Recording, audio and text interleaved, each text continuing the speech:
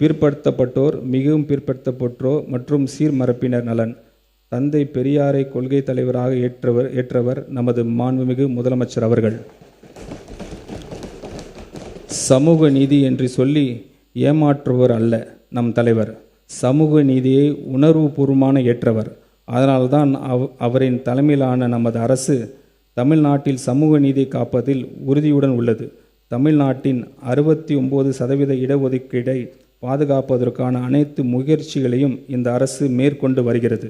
பிற்படுத்தப்பட்டோர், மிகவும் பிற்படுத்தப்பட்டோர் மற்றும் சீர்மரப்பின மாணவர்கள் பள்ளி கல்வி மற்றும் உயர்கல்வி எந்தவித தடையும் இல்லாமல் தொடர்ந்திட 372 கோடி ரூபாய் பள்ளி படிப்பு மற்றும் பள்ளி மேற்படிப்பு கல்வித்தொகையாகவும் 77 கோடி ரூபாய் 7.5% இடஒதுக்கீட்டின் கீழ் மருத்துவம் மற்றும் பல் மருத்துவம் பயிலும் மாணவர்களின் கல்வி கட்டணத்திற்கு 13.41 கோடி ரூபாய் கல்வி டிராப்அவுட்ஸ் தவிர்க்கும் பொருட்டு மாணவிகளுக்கு வழங்கும் ஊக்கத்தொகையாகவும் திருத்த வரவு செலவு திட்ட மதிப்பீடுகளில் நிதி ஒதுக்கீடு செய்யப்படுகிறது.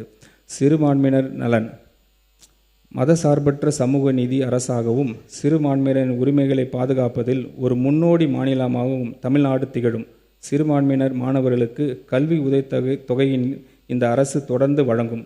தமிழ்நாடு மாநில ஹஜ் கமிட்டி மூலம் முதல் முறையாக புனித ஹஜ் பயணம் மேற்கொள்ளும் பயணிகளுக்கு வழங்கப்படும் 25,000 ரூபாய் மானியம் நமது அரசால் 35,000 ரூபாயாக உயர்த்தப்படும். கிறிஸ்துவ மற்றும் முஸ்லிம் மகளிர் உதவி சங்கங்கள் 1.05 கோடி ரூபாய் ஒதுக்கீட்டில் கூடுதலாக துவக்கப்படும். மேலும் கபர்ஸ்தன்ஸ், கல்லறை தோட்டங்கள் உட்கட்டமைப்பினை மேம்படுத்துவதற்காக திருத்த வரவு செலவு திட்ட மதிப்பீடுகளில் 34 கோடி ரூபாய் நிதி ஒதுக்கீடு செய்யப்படும்.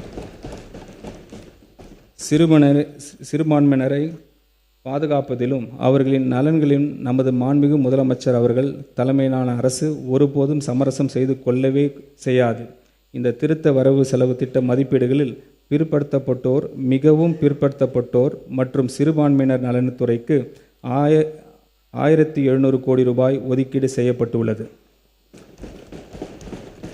மாற்றுத்திறனாளிகள் நலன்.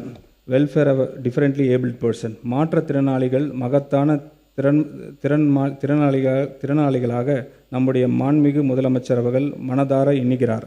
பிறப்புக்கும் எல்லாம் உயிருக்கும் என்ற நமது அரசின் சமத்துவ கொள்கையின் அடிப்படையில் மாற்றுத்திறனாளிகளின் உரிமைகள், சமத்துவம் மற்றும் சமூக பாதுகாப்பு உறுதி செய்வதில் பிற மாநிலங்களுக்கு முன்னோடியாக தமிழ்நாடு திகழ்ந்து வருகிறது.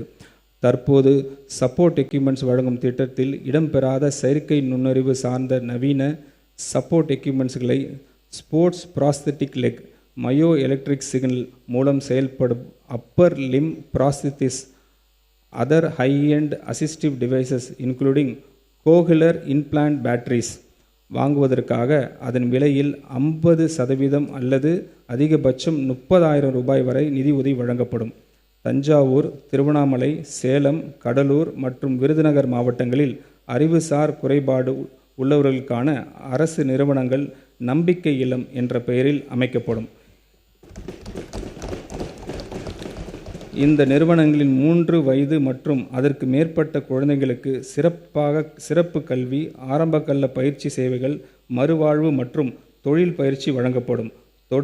தொடக்க நிலையில் ஒவ்வொரு நிறுவனமும் 50 மாணவர்கள் பயிலும் பகல் நேர பள்ளியாக செயல்பட்டு பின்னர் தங்கும் இடம் வசதியுடன் கூடிய நிறுவனமாக மேம்படுத்தப்படும்.